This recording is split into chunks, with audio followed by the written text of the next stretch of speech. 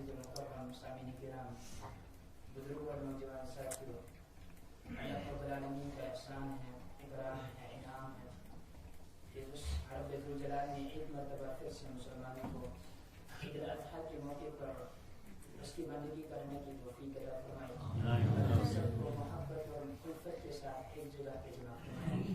رب ذوالجلال کی اس مختصر سی تمہید کے بعد مجلس حاضر کی طرف سے بالخصوص اور بالعموم امت مسلمہ کی طرف سے درود السلام کی رحمت برکت اور بارش ہو تمام انبیاء کرام علیہم الصلاۃ والسلام پر، اور خصوصاً برزاد خیر الانام سید الرسول صلی اللہ علیہ وسلم۔ حاضرین کرام، آپ سبھی اس بات سے بخوبی واقف ہیں کہ آج ایک عظیم دن ہے، ایک عظیم اور عظمت والے دن کے اندر ہم لوگ یہاں پہ رب العالمین کی بڑائی، اللہ رب العالمین کی بڑائی بیان کرنے کے لیے اس کی بارگاہ میں اس سے اپنی التجائے اس کے پاس رکھنے کے لیے جمع ہوئے ہیں۔ یہ وہ دن ہے جسے مسلمان قربانی کے نام سے جانتے ہیں، عید الاضحیٰ کے نام سے جانتے ہیں۔ بہت سارے لوگ ایسے ہیں جسے بقرہ عید جو لوگ اس دن کو کہتے ہیں، لیکن یہ صحیح نہیں ہے۔ اس کا صحیح نام یہی ہے کہ یہ عید الاضحیٰ ہے، اور اس دن کے متعلق رسول اکرم صلی اللہ علیہ وسلم کا فرمان مبارک مسند احمد کے حوالے سے ہیں۔ حدیث کے راوی عبداللہ بن طلحہ رضی اللہ تعالی عنہ کہتے ہیں اللہ کے نبی صلی اللہ علیہ وسلم نے فرمایا اعظم الایام عند اللہ، اللہ کے نزدیک سب سے زیادہ عظمت والا دن، اللہ کے نزدیک سب سے بڑا بڑھائی والا دن یوم النحر، وہ عید کا دن ہے، عید الاضحیٰ کا دن ہے۔ یہ وہ دن ہے جس دن کے اندر نحر کیا جاتا ہے، جس دن کے اندر قربانی کی جاتی ہے۔ اور فرمایا ثم القر، اور اس کے بعد قر ہے، یعنی قر کہتے ہیں عید الاضحیٰ کے دوسرے دن، یعنی جو بعد میں آنے والا دن ہے 11 ذی الحجہ کو قر کا دن کہا جاتا ہے۔ تو اللہ رب العالمین کے ہاں سب سے زیادہ پسندیدہ اور سب سے زیادہ عظمت والا دن وہ آج کا دن ہے، جس دن کے اندر مسلمان اپنی قربانیاں اللہ کا تقرب حاصل کرنے کے لیے، اللہ کی خوشنودی اور اس کی رضامندی حاصل کرنے کے لیے اپنے جانوروں کو اللہ کے راستے میں قربان کرتے ہیں۔ یہ وہ عظیم دن ہے جس دن کے ساتھ ایک عظیم اور ایک بہت پرانی ہسٹری، ایک تاریخ وابستہ ہے۔ قربانی کا تعلق ہمارا گمان ہے کہ ابراہیم علیہ السلام سے، اور یہ حدیث بھی ہے، لیکن اس حدیث پر محدثین کرام نے کلام کیا ہے کہ وہ حدیث صحیح نہیں ہے، کہ اللہ کے نبی صلی اللہ علیہ وسلم سے سوال کیا گیا کہ یہ دن کیا کون سا دن ہے، یہ جو عید الاضحیٰ کا دن ہے، اس دن کے متعلق سوال ہوا تو اللہ کے نبی صلی اللہ علیہ وسلم نے فرمایا ھذا سنت ابیکم ابراہیم، یہ تمہارے باپ ابراہیم علیہ السلام کی سنت ہے۔ لیکن امام البانی رحمہ اللہ نے اس حدیث پر کلام کیا کہ یہ حدیث صحیح نہیں ہے۔ قربانی کا تعلق ابراہیم علیہ السلام کے ساتھ ہی نہیں ہے، گرچہ ابراہیم علیہ السلام کی قربانی اور اس کی جو سنت ہے وہ یادگار ہے، اور قیامت کی صبح تک مسلمان اسے مناتے رہیں گے، اسے یاد رکھیں گے۔ یہ ایک عظیم سنت ہے جسے رب نے قرآن کریم کے اندر زندہ کیا ہے، جسے رب نے اپنے کلام کے اندر زندہ کیا ہے۔ لیکن وہیں پہ اللہ رب العالمین نے ارشاد فرمایا سورۃ الحج کے اندر آیت نمبر 34 ہے وَلِكُلِّ أُمَّةٍ جَعَلْنَا مَنْسَكًا، ہم نے ہر امت کے اندر قربانی کا ایک طریقہ رائج رکھا، قربانی کا ایک طریقہ رائج رکھا۔ گویا کہ ابراہیم علیہ السلام سے پہلے بھی قربانی ہوا کرتی، اور آج ایک واقعہ جسے قرآن کریم نے ضبط کیا ہے، جسے قرآن کریم نے بیان کیا ہے، وہ واقعہ میں عید الاضحیٰ کے پیغام کے طور پر تمہارے سامنے بیان کرنا چاہوں گا۔ اور یہ وہی واقعہ ہے، یہ وہی بیان ہے جو پچھلے سال عید الاضحیٰ کے بعد آنے والی جو عید الاضحیٰ کے بعد جمعہ آئی تھی، اس جمعہ کے اندر میں نے آپ کے سامنے یہ موضوع رکھا، لیکن آج میں نے مناسب سمجھا کہ عید الاضحیٰ کا اصلی پیغام جو ہے وہ اسی واقعے کے ذریعے سے، جو واقعہ قرآن کریم کے اندر رب ذوالجلال نے بیان کیا ہے، کون سا واقعہ ہے؟ سورۃ المائدہ کھول کے دیکھ لیجئے، آیت نمبر 27 سے شروع ہوتا ہے۔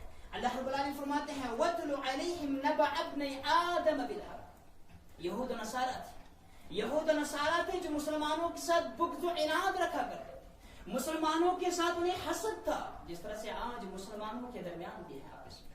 آج ایک مسلمان کا دوسرے مسلمان سے جس طرح سے حسد ہے، جس طرح سے بغض ہے، عناد ہے، عداوت ہے، دشمنی ہے، مسلمانوں کے مابین ہے، لیکن اس وقت یہودیوں کو تھی، اسلام کے دشمنوں کی کو تھی، مسلمانوں کے ساتھ. اور اللہ رب العالمین نے یہ واقعہ عبرتاً بیان کیا اور فرمایا یا رسول اللہ صلی اللہ علیہ وسلم آپ ان یہود و نصارہ کے سامنے جو مسلمانوں سے بغض رکھتے ہیں، عداوت رکھتے ہیں، عناد رکھتے ہیں، دشمنی رکھتے ہیں، ان کے سامنے یہ واقعہ بیان کر دیجئے، شاید کہ وہ اس واقعے سے عبرت حاصل کرے، شاید کہ وہ اس واقعے سے سبق حاصل کرے، وہ سدھر جائے، وہ مسلمانوں سے عناد اور بغض نہ رکھے. لیکن افسوس ہے مسلمانوں، آج مسلمان بھائی ہے اپنے بھائی سے عداوت رکھنے والا، آج مسلمان بھائی ہے، آج مسلمان پڑوسی ہیں دوسرے پڑوسی سے بغض رکھنے والا، حسد اور عناد رکھنے والا. قربانی کا اصل مقصد یہ ہے، عید الاضحیٰ کے روز اگر ہم اپنا سب سے پیارا اور قیمتی جانور اللہ کے دربار میں قربان کرتے ہیں، لیکن مسلمانوں یہ تو عید الاضحیٰ کے روز ہم قیمتی چیز قربان کرتے ہیں، اس سے پہلے سال کے 365 دن ہیں، 66 دن ہیں، ان سارے ایام کے اندر مسلمانوں کو اپنا عناد جو ہے، اپنا جو بغض ہے وہ قربان کرنا ہے. سب سے پہلے بغض کو قربان کرنا ہے، عداوت کو قربان کرنا ہے، دشمنی کو قربان کرنا ہے. اللہ نے فرمایا وَاتْلُ عَلَيْهِمْ نَبَأَ ابْنَيْ آدَمَ بِالْحَقِّ، حق کے ساتھ ان کے سامنے آدم علیہ السلام کے 2 بیٹوں کا قصہ رکھ دیجئے. اِذْ قَرَّبَا قُرْبَانًا فَتُقُبِّلَ مِنْ أَحَدِهِمَا وَلَمْ يُتَقَبَّلُ مِنَ الْآخَرِ، جبکہ ان دونوں نے اللہ کے سامنے قربانی پیش کی. آدم علیہ السلام کے دونوں بیٹوں نے، جن کا نام حابیل اور قابیل بتایا گیا ہے، ان دونوں نے اپنی قربانی اللہ کے دربار میں پیش کی. لیکن رب فرماتا ہے فَتُقُبِّلَ مِنْ أَحَدِهِمَا، ان میں سے ایک کی قربانی اللہ رب العالمین نے قبول فرمائی. وَلَمْ يُتَقَبَّلُ مِنَ الْآخِرِ، لیکن دوسرے کی قربانی رب نے قبول نہیں فرمائی. آج ہم یہ بھی جانیں گے اللہ کن لوگوں سے قربانی قبول فرماتا ہے. جو نئے آنے والے افراد ہیں وہ دور کا نماز پڑھ لیں، تو اللہ رب العالمین نے فرمایا میں نے دوسرے کی قربانی قبول نہیں فرمائی. کیا وجہ تھی، کیا سبب تھی؟ سب سے پہلے عداوت یہاں سے شروع ہوگا. سب سے پہلے امت کے اندر، دنیا کے اندر بغض اور حسد پیدا ہوتا ہے. قابیل جو ابراہیم علیہ السلام کے بڑے بیٹے تھے، ان کی شریعت میں یہ تھا، میں نے بار بار آپ کے سامنے بتایا ہے، ان کی شریعت میں یہ قانون تھا، یہ شریعت تھی کہ آدم علیہ السلام کے ایک ہی حمل سے، یعنی حوا علیہ السلام کے ایک حمل سے ایک بیٹی اور ایک بیٹا پیدا ہوا کرتا ہے، اور دوسرے حمل سے پھر ایک بیٹا اور ایک بیٹی پیدا ہوا کرتا ہے. اس طرح سے پہلے نمبر پہ جو بیٹا اور بیٹی پیدا ہوئے وہ آپس میں بہن بھائی کہلاتے، اور دوسرے نمبر پہ جو پیدا ہوئے ان کا رشتہ پہلے والوں کے ساتھ ہوا کرتا ہے. اور حابیل کے ساتھ جو بہن پیدا ہوئی تھی وہ تھوڑی بدصورت تھی، مفسرین کرام نے لکھا ہے، ابن کثیر کے اندر بھی ہے. اور قابیل کے ساتھ جو بہن پیدا ہوئی تھی وہ تھوڑی سی زیادہ خوبصورت تھی. دنیا کے اندر سب سے پہلا فتنہ، سب سے پہلے فتنے کا ذریعہ بننے والی یہی عورت ہے. اس لیے کائنات کے امام صلی اللہ علیہ وسلم نے اپنی امت کے مردوں سے خطاب کیا تھا، ما ترکت بعدی فتنۃ اضر علی الرجال من النساء، میں اپنی امت کے مردوں پر سب سے بڑا فتنہ اگر کوئی چھوڑ کے جا رہا ہوں تو وہ ہے عورتوں کا فتنہ. جہاں پہ اس عورت کو اللہ کے نبی نے صلی اللہ علیہ وسلم نے فرمایا الدنیا کلھا متاع، دنیا ساری کی ساری نعمت ہے، دنیا ساری کی ساری فائدہ اٹھانے والی چیز ہے. وخیر المتاع الدنیا المرأة الصالحة، اور دنیا کے اندر سب سے بہترین نعمت، سب سے بہترین فائدہ اٹھانے والی چیز وہ عورت ہے. لیکن جب اس کی صحیح تربیت نہ کی جائے تو ان کے مردوں کے لیے سب سے بڑا فتنہ ہے. دنیا کے اندر فتنہ پیدا ہو رہا. قابیل نے سمجھا میرے نکاح جس لڑکی کے ساتھ ہونے والا ہے وہ بدصورت ہے، اور میرے ساتھ جو لڑکی پیدا ہوئی ہے وہ میری جو بہن ہے وہ خوبصورت ہے، اس کا نکاح حابیل کے ساتھ ہوگا. یہاں سے عناد شروع ہو گیا، یہاں سے بغض شروع ہو گیا، یہاں سے حسد شروع ہو رہا ہے. اور جو شریعت تھی ان کو نکاح اسی طرح سے کرنا. بہرحال جب آپس میں بغض اور زیادہ بڑھ گیا تو آدم علیہ السلام نے ان کو مشورہ دیا، آپ دونوں اللہ کے دربار میں قربانی پیش کرو، جس کی قربانی قبول ہوگی اس کا نکاح خوبصورت لڑکی کے ساتھ کیا جائے. بہرحال ایسا ہی ہوا، دونوں نے اپنی قربانی پیش کی. اور قربانی قبول ہونے کا طریقہ کیا ہے؟ مسلمانوں، اللہ کی کتنی بڑی رحمت ہے، کتنا بڑا احسان ہے. ہم کوئی بھی عمل کر لیتے ہیں، قبول کرنے والا اللہ رب العالمین ہے، کسی کو پتہ نہیں چلتا یہ عمل قبول ہے یا نہیں. کسی امت کے اندر ایسا نہیں، وہ اسی وقت دنیا والوں کے سامنے بھی ذلیل ہو جایا کرتے تھے. اگر آج بھی ایسا ہوتا تو کن کن کی قربانی قبول؟ اب خود اندازہ کر سکتے ہیں قربانی قبول ہونے کا طریقہ یہ تھا، وہ اپنی چیز جو پسندیدہ اللہ کے راستے میں قربان کر دیتے، کسی مخصوص جگہ پر رکھ دیتے، پھر آسمان سے آگ آتی تھی، وہ آگ جس چیز کو کھا دیتی وہ سمجھ لیجیے وہ قربانی قبول ہو گئی، اور جس کی قربانی کو آگ نہیں کھاتی تو اس کی قربانی یہ سمجھا جاتا ہے کہ اس کی قربانی قبول نہیں ہوئی۔ تو حابیل کی قربانی قبول ہو جاتی اور قابیل کی قربانی قبول نہیں ہوتی۔ یہاں سے بغض اور زیادہ بڑھا، اس نے سمجھا میں نے قربانی پیش کی، اب تو کوئی راستہ ہی نہیں بچا، اس لیے یہ ہوگا، فرمایا قال لأقتلنك، میں آپ کو قتل کروں گا۔ قتل کی شروعات بھی یہاں سے ہو رہی، بنیاد یہی عورت ہے، بنیاد یہی حسد ہے، بنیاد یہی بغض ہے، بنیاد یہی عداوت اور دشمنی ہے، جس کی بنیاد پر ایک بھائی دوسرے بھائی کو قتل کر رہا ہے، ایک بھائی دوسرے بھائی کو قتل کرنے پر آمادہ ہو رہا ہے۔ لیکن متقین کی صفت ہے، اللہ والوں کی صفت ہے، اہل ایمان کی صفت ہے۔ اللہ نے بیان فرمایا، دوسرے بھائی نے کہا قال انما يتقبل الله من المتقین، تو مجھے قتل کیوں کرے گا، مجھے قتل کرنے پہ آمادہ کیوں ہو رہا ہے، یہ تو اللہ کا قانون ہے، اللہ متقین سے ہی سارے عمل قبول فرماتا۔ قربانی بھی متقین کی ہی قبول ہوتی ہے، جتنا بڑا جانور کیوں نہ، جانور جتنا قیمتی کیوں نہ ہو۔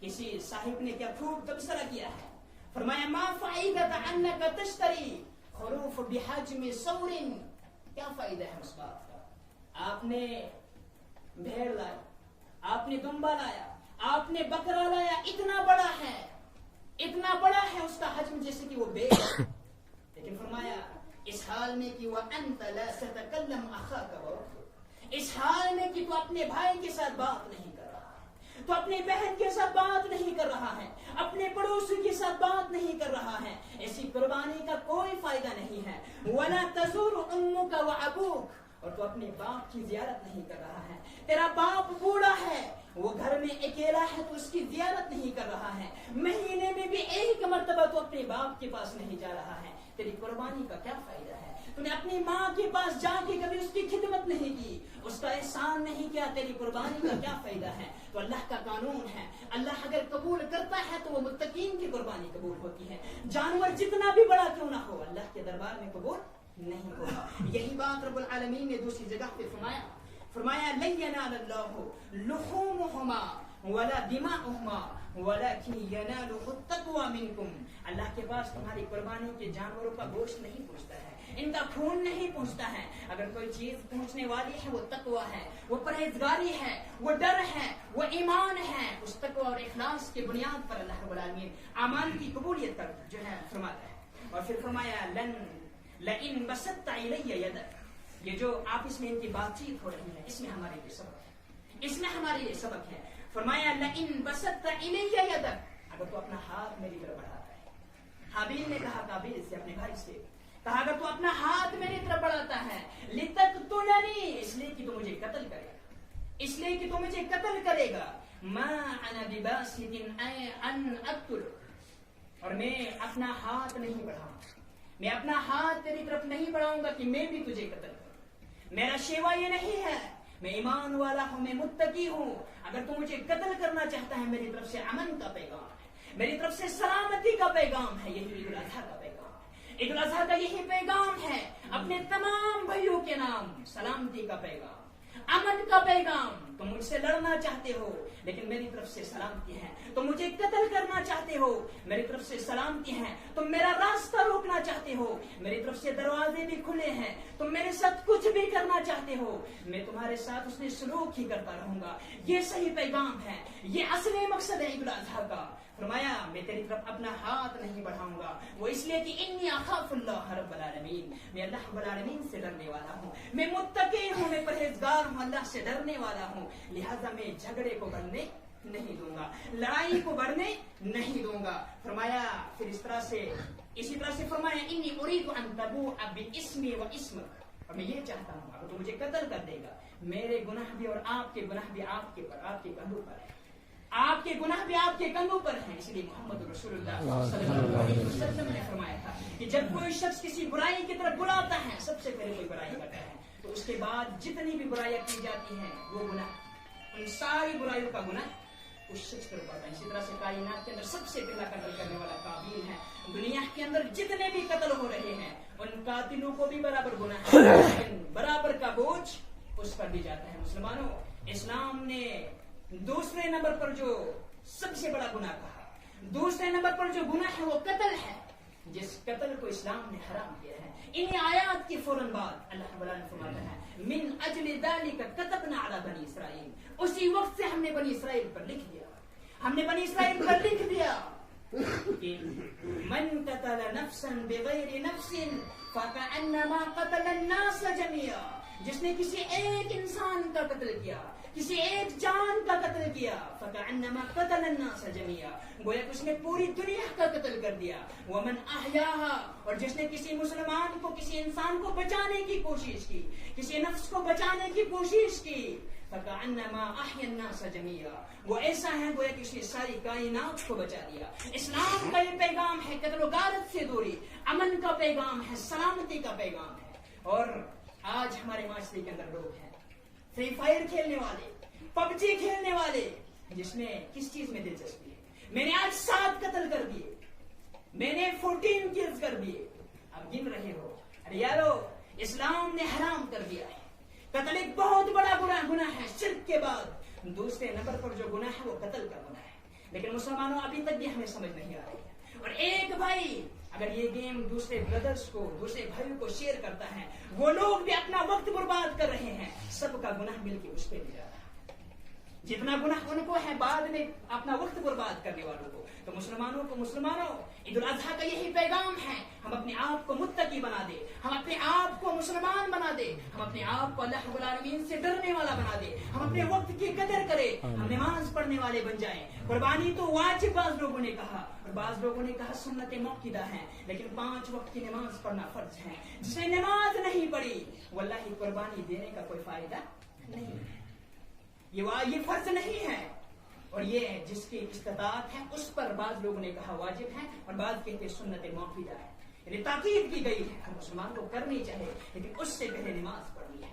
अगर आम वक्तों के अंदर मुसलमान मस्जिद में नहीं दिखते हैं, वो जितना भी बड़ा जानवर क्यों न ज़बह कर दे, वल्लाही उसका कोई फायदा नहीं है। अल्लाह रब्बुल आलमीन मुत्तकीन से ही जो है कबूल फरमाता है। इसका मतलब ये नहीं है कि आप कुर्बानी नहीं करेंगे, मुराद ये है कि जिसने आज तक गफलत की जिंदगी बसर की है वो आज भी अल्लाह के दरबार में आ जाए और अभी से अज़म कर ले कि मैं मुत्तकी बनने वाला हूँ, अभी से अज़म कर ले कि मैं आज से अल्लाह से डरने वाला हूँ, अपने गुनाहों की तौबा कर ले। जिस तरह से अब्दुल्लाह बिन मुबारक रहमहुल्लाह कहते हैं, जब मैं इब्न सोरा रहमहुल्लाह के पास गया, मैं उनके पास गया इस यौम अरफा के रोज, इस हाल में कि वो रो रहे थे, उनकी आंखों से आंसू बह रहे थे।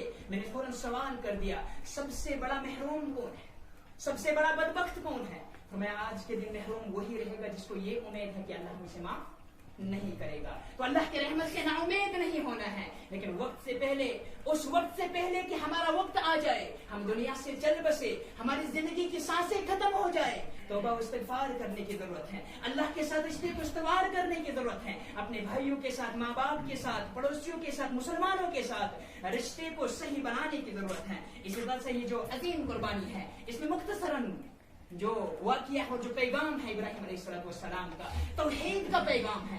अल्लाह के लिए मुसलमान अगर ईद के रोज अपने प्यारे और कीमती जानवरों को ज़बह कर सकते हैं, वक्त आने पे अपने आप को भी अल्लाह के रास्ते में कुर्बान कर सकते हैं, वक्त आने पे अपने अहवाल को भी अल्लाह के रास्ते पर कुर्बान कर सकते हैं। यही प्रैक्टिस है ताकि इंसान तक़वा शार हो जाए, ताकि इंसान मुत्तकी बन जाए। और इब्राहिम अलैहिस्सलाम के ताल्लुक से सूरह साफ़ात के अंदर आता है, रब्बि हबली मिनस सालिहीन। जब इब्राहिम अलैहिस्सलाम वहाँ मुश्रिकों ने तंग लाया, वहाँ से हिजरत करनी चाहिए, अपने रब से दुआ करते हैं, मैं रब्बि हबली मिनस सालिहीन।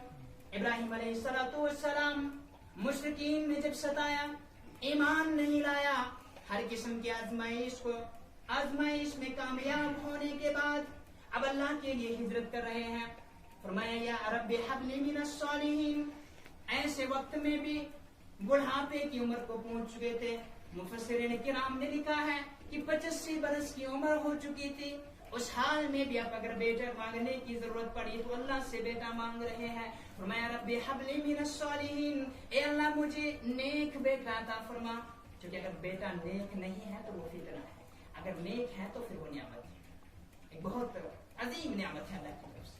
یہ وہ لوگ جانتے ہیں جن کو رب نے اس نعمت سے محروم رکھا ہے، لیکن جن کو رب العالمین نے یہ نعمت عطا کی ہے وہ غفلت میں، وہ غفلت کی شکار ہے، وہ اپنے بچوں کی صحیح تربیت نہیں کر رہے ہیں.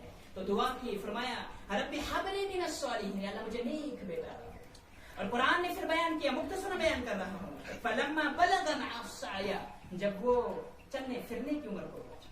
کتنی بڑی آزمائش، کہنے اور سننے میں آسان ہے، کہنے اور سننے میں آسان ہے، لیکن فرمایا جب وہ چلنے کی عمر کو پہنچا، قال یا بنی انی اری فی المنام انی اذبحک فانظر ماذا ترى، فرمایا میرے بیٹے میں نے اپنے خواب میں تجھے ذبح کرتے ہوئے دیکھا ہے.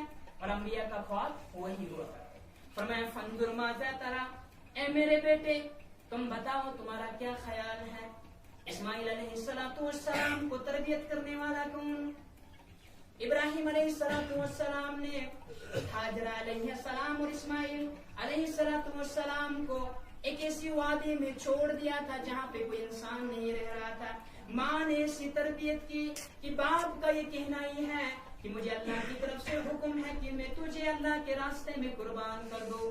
بیٹے کی ماں نے ایسی تربیت کی تھی. فرمایا فانظر ماذا ترى، جواب نے فرمایا قال یا ابت افعل ما تؤمر ستجدنی ان شاء اللہ من الصابرین. اے میرے ابا جان تو دیر کس بات کی، جس بات کا تجھے حکم ہوا ہے یہ اللہ کی اطاعت مقدم ہے، رب کی اطاعت مقدم ہے. بیٹے کی قربانی مانگ رہا ہے اور بیٹا اور باپ دونوں تیار. ہاجرہ علیہ السلام بھی تیار ہو گئی، بعد مفسرین نے لکھا. پھر جب وہ وہاں سے نکلے شیطان نے بار بار حملہ کرنا چاہا، مجھے میرا مقصد نہیں ہے وہ سارا واقعہ بیان کرنا. تو بہرحال جب انہیں لے کر گئے اور وہاں پہ زمین پر لٹا دیا، اور اس کے بعد فلما اسلم وتلہ للجبین، جب زمین پہ لٹا دیا، بیٹی اور باپ کا پختہ ارادہ ہے. بعض مفسرین نے لکھا ہے جیسے کہ تفسیر طبری کے اندر ہے، ابن کثیر نے بھی لایا ہے اور مسند احمد کی روایت ہے. بعض محدثین نے اس پر کلام بھی کیا ہے کہ جب اسماعیل علیہ السلام کو ذبح کیا جا رہا تو فرشتوں نے کہا اللہ اکبر لا الہ الا اللہ، اور پھر اس ابراہیم علیہ السلام نے کہا لا الہ الا اللہ واللہ اکبر. اور جب ان دونوں کی بات ہو رہی تھی، ان دونوں نے یہ کلمات کہے، فرشتوں نے بھی اور ابراہیم علیہ السلام نے بھی. اور پھر جب چھری چلائی، ابن قیم رحمہ اللہ زاد المعاد کے اندر لکھا ہے چھری اتنی تیز تھی کہ اگر کسی پتھر پہ رکھے اور کسی پتھر پہ وہ چھری رکھتے تو پتھر کا بھی سوراخ ہو جاتا. لیکن جب وہ چھری چلا رہے ہیں، چھری نہیں چل رہی، چھری نہیں چل رہی ہے، چاقو نہیں چل رہا ہے. تو اسماعیل علیہ السلام نے کہا وَلِلَّهِ الْحَمْدُ، اور اسی کو رب العالمین نے سنت بنا. ہر عید کے روز مسلمان پڑھتے ہیں اللہ اکبر لا الہ الا اللہ واللہ اکبر وللہ الحمد.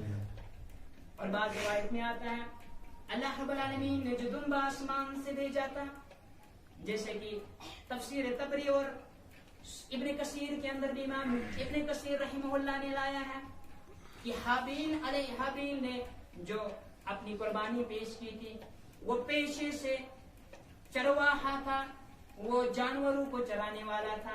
اس نے اپنی قربانی میں دمبا پیش کیا تھا. اور قابیل کاشتکار تھا، اس نے اپنی کھیتی باڑی میں سے جو بھی اناج تھا وہ پیش کیا تھا. لیکن اللہ رب العالمین کا قانون تھا کہ جس کی قربانی قبول ہو جائے اسے آگ کھا لے گی. لیکن بعض روایت میں آتا ہے کہ اللہ رب العالمین نے حابیل کی قربانی کو زندہ ہی آسمان پہ اٹھا لیا. وہ جنت میں چل رہا تھا، اور جب ابراہیم علیہ السلام کا ارادہ پختہ ہو گیا، اللہ کو بیٹے کی قربانی مقصد نہیں تھی بلکہ تقوی دیکھنا تھا، ان کے اندر ایمان دیکھنا تھا. تو رب العالمین نے جو دمبا آسمان سے بھیجا تھا وہ وہی دمبا تھا جو حابیل نے اپنے رب کے دربار میں قربان کیا تھا. چونکہ اللہ کا قانون ہے کل نفس ذائقۃ الموت، ہر نفس کو موت کا مزہ چکھنا ہے. اللہ کے چہرے کے علاوہ کوئی بھی دنیا میں باقی رہنے والا نہیں.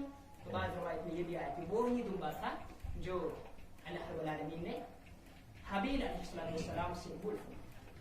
تو یہ دمبا جب نازل ہوتا ہے آسمان سے اترتا ہے، لیکن اس سے پہلے کی گفتگو بعض مفسرین نے جو لکھا ہے وہ کہنا مقصد ہے. جب بیٹا تیار ہو گیا، میری اب آخری سانسیں چل رہی ہیں، میرا باپ اللہ کی فرما برداری میں مجھے اس کے رام پر ذبح کر رہا ہے. میں اپنے آپ کو زمین پہ لٹا چکا ہوں. کہا یا ابتی، اے میرے ابا جان، میرے جسم پر جو لباس ہے وہ اکلوتا لباس ہے. مسند احمد کی روایت ہے کہ سفید لباس پہنا ہوا تھا. فرمایا اس کو اتار دیجئے، اس کو اتار دیجئے. وہ اس لیے کہ آپ کے پاس انہ لیس لی ثوب یکفننی، آپ کے پاس کوئی بھی لباس نہیں ہے کہ ذبح کرنے کے بعد آپ مجھے کفنائیں گے. حالانکہ یہ تھی، لیکن امتحان کتنا خطرناک تھا. بیٹا باپ سے کہہ رہا ہے کہ میرے جسم سے لباس بھی اتار دیجئے تاکہ بعد میں کفنانے کے کام آئے گا. بعض روایت میں آتا ہے کہ میرے ذبح ہونے کے بعد جب میری ماں کو یہ خبر پہنچے گی، ہاجرہ علیہ السلام کو جب یہ خبر پہنچے گی، وہ ہاجرہ علیہ السلام جس کو تنہائی میں تو مکہ کے اندر چھوڑ کے گیا تھا، جب وہاں پہ کوئی بھی شخص نہیں رہ رہا تھا، کوئی پرندے بھی وہاں پہ نہیں تھے، کوئی بھی جاندار چیز وہاں پہ نہیں دکھ رہی تھی، ان کے ساتھ اگر کوئی تھا تو یہی بچہ تھا اسماعیل علیہ السلام. جب ان کو یہ خبر پہنچے گی کہ اللہ کے حکم سے ابراہیم علیہ السلام نے اپنے بیٹے کو قربان کر دیا ہے، جب ان کو میری یاد ستائے گی، میری ماں کو میرا یہ کرتا دے دیا کرنا، اس کرتے کی طرف دیکھ کر ان کے غم جو ہے ہلکا ہو جایا کرے گا. مسلمان ایک بہت بڑی آزمائش تھی. کہنے اور سننے میں بڑا آسان ہے، لیکن اپنے لگتے جگر کو اللہ کے راستے میں قربان کرنا، حقیقی معنوں میں قربان کرنا، یہ اور بات ہے. ابراہیم علیہ السلام نے یہ نہیں کہا کہ ربا میرے پاس تو ایک ہی بیٹا ہے، وہ بھی 85 سال کی عمر میں تجھ سے منتیں مانگ مانگ کے مجھے ملا ہے، اس کے علاوہ کوئی اور چیز مجھ سے مانگ لیجیے. نہیں، اللہ کا قانون ہے کہ اللہ کے راستے میں جو کچھ بھی قربانی کرو گے وہ عیب سے پاک ہو، سب سے زیادہ محبوب ہو، سب سے زیادہ پسندیدہ ہو. فرمایا میری ماں کو جب یاد آیا کرے گی تب تک وہ میرے کرتے کو دیکھے گی، شاید اس کا غم جو ہے ہلکا ہو جائے گا. یہ ماں کی محبت ہے، بیٹے کی محبت ہے، یہ باپ کا رشتہ ہے، بیٹے کا رشتہ ہے، اور پھر اللہ کے رشتے کو ان سارے رشتوں میں مقدم کیا جا رہا ہے. مسلمانوں یہی پیغام ہے، ماں اور باپ کا رشتہ ایسا ہو، بیٹے اور باپ کا رشتہ، بیٹی اور ماں کا رشتہ بھی ایسا ہو، اس طرح سے فرما برداری ہو. لیکن آج بھی بہت سارے لوگ ایسے ہیں جن کے اپنے بھی بیٹے بن چکے ہیں، لیکن بزرگ والدین کو ابھی تک بھی ان کے ساتھ احسان نہیں کرتے، ابھی تک بھی وہ ایک وقت کے کھانے کے لیے ترس رہے ہیں، ابھی تک بھی ترس رہے کہ ہم نفلی روزہ بھی رکھتے لیکن سحری بنانے کے لیے ہمارے پاس گھر میں کوئی موجود نہیں. اور میرے یارو، ہماری عبادتوں کا کوئی بھی فائدہ نہیں. اگر ہم نے اپنے والدین کو ناراض کیا ہے، ہم نے اپنے والدین کو ناراض کیا ہے تو ہماری نمازیں بھی قبول نہیں ہو سکتی، ہماری ساری عبادتیں قبول نہیں ہو سکتی. جتنا بھی بڑا اور بھاری بھرکم جانور اللہ کے راستے میں قربان کیوں نہ کر لے، اس قربانی کا کوئی فائدہ نہیں جبکہ ایک وقت کے کھانے کے لیے باپ ترس رہا ہو، ایک وقت کے کھانے کے لیے ماں ترس رہی ہو. ماں یہ سوچ رہی ہو کہ میرا بیٹا گھر آ جائے، مجھ سے ہنسی کے ساتھ بات کر لے، مجھ سے مسکرا کر بات کر لے. لیکن بیٹا جب بھی گھر آتا ہے ماں کے سامنے ہمیشہ چلا کے باتیں کرتا ہے. اللہ رب العالمین سے دعا ہے کہ اللہ ہمارے ماں باپ کی حفاظت فرمائے. شفقت سے پالا ہے لیکن آج ہم ان کا حقوق نہیں ادا کر رہے ہیں. اللہ تجھ سے کرم کا معاملہ فرما. جس کے والدین دنیا سے چل بسے ہیں، اللہ جن کے والدین کو تو نے اپنے پاس بلا دیا ہے، اللہ تجھ سے تجھے کوئی پوچھنے والا نہیں، سب کے لیے مانگتے ہیں، سب کی مغفرت فرما. اللہ کو عذاب سے محفوظ فرما دے، اور قبر کے عذاب سے محفوظ فرما دے، اور جہنم کے عذاب سے محفوظ فرما دے. اللہ بہت سارے لوگ پچھلی عید کے اندر ہمارے مابین موجود تھے، لیکن اللہ آج ہمیں وہ دکھنے کو نہیں مل رہے ہیں، آج ہم نے ان کو بھلا دیا ہے. لیکن اللہ ہم تجھ سے مانگتے ہیں، تو کسی کو نہیں بھلاتا. اللہ تجھ سے مانگتے ہیں سب کی مغفرت فرما، اللہ سب کی مغفرت فرما. اب جن کے نام ہمیں یاد ہے، جن کا جو ہمیں یاد ہے، جو ہمیں یاد نہیں ہے، رب سب کے لیے مانگتے ہیں سب کی مغفرت فرما. اللہ ہمیں صحیح معنوں میں مسلمان بنا دے. جس کی بھی توحید پر جو ہے وفات ہے، رب سب کی مغفرت فرما. اللہ ہمیں متقین میں سے بنا دے. تو اس طرح سے اللہ رب العالمین نے فرمایا اللہ جو ہے کن کی قربانی قبول ہوتی ہے، متقین کی قربانی قبول. اور جب ارادہ پختہ ہو گیا فرمایا وَنَادَيْنَا يَا إِبْرَاهِيمُ قَدْ صَدَّقْتَ الرُّؤْيَا. جب ارادہ اور پختہ ہو گیا اب عمل کرنے کی ضرورت نہیں ہے. اللہ رب العالمین کو معلوم تھا کہ ان کا پختہ ارادہ ہے، فرمایا آپ نے اپنے خواب کو سچا کر دیا. پھر آسمان سے دمبا بھیجا، اور میں نے کہا بعض روایت میں یہ وہی دمبا تھا جو حابیل نے قربان کیا. اس کے علاوہ بھی بہت سارے مسائل ہیں جو دل اعضاء کے تعلق سے ہیں لیکن وقت اجازت نہیں دے رہا ہے. آپ فون پہ بھی بات کر سکتے ہیں لیکن کچھ اہم چیزیں ہیں وہ یہ ہیں کہ مسلمان کم سے کم کے لیے متقی بن جائے. قربانی دینے کا کوئی فائدہ نہیں ہے. اگر ہم اپنے حسد کو, اپنی اناد کو, اپنے بغض کو قربان نہیں کرتے ہیں تو پھر جانوروں کی قربانی ہمیں کوئی فائدہ نہیں دے سکتی. اگر ہم نے یہ عمل کر لیا, اپنے بغض کو, حسد کو, اناد کو قربان کر دیا, عید الاضحیٰ کا پیغام دیا لوگوں کو, لوگ ہم سے لڑ رہے ہیں لیکن ہم سلامتی کا پیغام دے, لوگ ہمیں قتل کر رہے ہیں لیکن ہم پھر بھی سلامتی کا, پھر بھی جو ہے اتحاد کا پیغام دے, جھگڑے کے بدلے اتحاد, راستہ روک رہے ہیں ہم دروازہ بھی کھلا رکھے, یہ اصلی پیغام ہے. اگر ہم اس پہ عمل کریں گے ہمارا معاشرہ بھی سنور سکتا ہے, ہم دنیا کے اندر بھی ہمارے حالات سنور سکتی ہیں, آخرت کے اندر بھی ہماری حالات سنور سکتی ہیں. ہم اپنے ماں باپ کے ساتھ رشتے کو مضبوط کر لے, ماں باپ کو راضی کر لے, اس سے پہلے کہ ان میں سے یا ہم میں سے کوئی دنیا سے چل بسے. مسلمانوں موقع ہے, جن کے والدین ابھی زندہ ہیں یا جو ابھی زندہ ہیں وہ آج کچھ بھی کر سکتے ہیں. جب سانسیں نہیں رہیں گی اس وقت انسان سب کچھ کرنے کے لیے تیار ہوتا, لیکن وقت بیت جاتا ہے. تو نوجوانوں سے خصوصی اپیل ہے کہ اپنا وقت جو گیمز کے اندر, برے خیالات کے اندر, برے ڈراموں کے اندر وقت برباد کر رہے ہیں, عید الاضحیٰ کا پیغام ہے وقت کو غنیمت جانیے, اللہ کا تکبر حاصل کیجیے, اللہ کی جو ہے رضا حاصل کیجیے, اللہ رب العالمین کے قریب ہو جائے. اور سب سے زیادہ قربت جو ملتی ہے وہ فرائض کے ذریعے سے ہے. جب انسان فرائض میں کوتاہی کرتا ہے نوافل کا کوئی فائدہ نہیں ملتا. تو فرائض میں یہ ہے کہ انسان کا توحید کے اندر پختہ ہو, انسان کا عقیدہ صحیح ہو, نماز میں اور روزے میں جو زکوٰۃ ہے, زکوٰۃ بہت سارے لوگ ایسے بھی ہیں, نکتہ مجھے ابھی یاد آیا, بہت سارے لوگ ایسے ہیں جن کے پاس زکوٰۃ کی حد تک جن کو مال پہنچ چکا ہے لیکن سالانہ وہ زکوٰۃ ادا نہیں کرا. جانور کا اگر عید الاضحیٰ کے لیے 50,000 کا بھی جانور آتے ورنہ کوئی فائدہ نہیں ہے. زکوٰۃ ان کے فرض ہے, زکوٰۃ فرض ہے. اگر کسی کے پاس اتنا مال ہے کہ زکوٰۃ تک وہ پہنچ جاتا ہے اسے سالانہ زکوٰۃ ادا کرنا ہے. اور جو حساب ہوگا وہ عربی کیلنڈر کے لحاظ سے, انگریزی کیلنڈر کے لحاظ سے نہیں ہوگا, کیونکہ انگریزی کیلنڈر میں 10 دن فالتو آتے ہیں. اور جس نے فتویٰ ہے بعض ائمہ کرام کا, جس نے انگریزی کیلنڈر کے لحاظ سے قربان یہ جو ہے اپنی زکوٰۃ نکالی تو گویا کہ اس نے ہر سال 10 دن کی زکوٰۃ جو ہے وہ کھائی, ہر سال 10 دن کی زکوٰۃ کھائی. اور سورۃ البقرہ کے اندر ترجمہ پیش کرنے جا رہا ہوں. اللہ رب العالمین کا فرمان ہے کہ یہ جو لوگ ہیں جو زکوٰۃ نہیں نکال رہے, جو اپنا مال نہیں نکال رہے, زکوٰۃ کو پاک نہیں کر رہے ہیں, وہ تیار ہو جائے. اگر وہ زکوٰۃ نہیں نکالتے وہ تیار ہو جائے اللہ اس کے رسول کے ساتھ جنگ کر. یہ ایسے لوگ ہیں جن کے اللہ رب العالمین نے دھمکی دی ہے اگر تم زکوٰۃ نہیں نکالو گے تو تیار ہو جاؤ, اللہ اس کے رسول کے ساتھ جنگ کرنے کے لیے تیار ہو جاؤ. اس کے علاوہ بھی صدقات و خیرات کی بہت زیادہ ضرورت ہے جس سے انسان جو ہے دنیا کے اندر مسائل سے بچ سکتا ہے اور آخرت میں بھی اس کا بہت زیادہ اجر ہے. تو مسلمان صدقات و خیرات کرے. آج کے دن ان لوگوں کا خیال رکھے, خاص کر جو قربانی کا گوشت جو تقسیم ہوگا اس میں مستحب ہے 3 حصے کیے جائے. ہمارے معاشرے میں بھی 3 حصے ہوتے ہیں لیکن غلط طریقے سے. جو 3 حصے افضل ہیں, مستحب ہے, اس کا طریقہ یہ ہے, ایک حصہ خود کے لیے, ایک حصہ رشتہ داروں اور پڑوسیوں کے سب کے لیے, اور ایک حصہ مساکین کے اندر فقراء کو دینا ہے. ان لوگوں کو جو سال میں مشکل سے کبھی گوشت کھا سکتے ان لوگوں کو دیا جائے. اگر ایسے لوگ ہیں جیسے 2 گاؤں کے اندر 4 بندوں نے قربانی کی, اگر آپ اس میں وہ نہیں دیں گے کوئی مسئلہ نہیں, ناراض ہونے کی بات نہیں ہے. ان لوگوں کو کھلائے جو اس کے مستحق ہو جائے, بہتر ہے, افضل ہے. پر اس میں وسعت ہے, اگر کوئی چاہے تو ایسی بھی اگر ضرورت ہوگی انسان خود ہی کھا لے گا پھر بھی قربانی ہو جاتی ہے. لیکن بہتر اور افضل عمل یہ ہے کہ 3 طریق حصے جو ہوں گے اس میں سے ایک حصہ مساکین کو ملنا چاہیے, فقراء کو ملنا چاہیے. اور بلکہ بعض محدثین نے یہاں تک کہا ہے کہ گاؤں کے اندر فقراء نہیں ہو, اس شخص کو چاہے دوسرے گاؤں کے اندر وہ تلاش کرے کہاں پہ مسکین ہے, کہاں پہ فقراء ہیں, ان کو جو ہے وہاں پر وہ گوشت پہنچائے.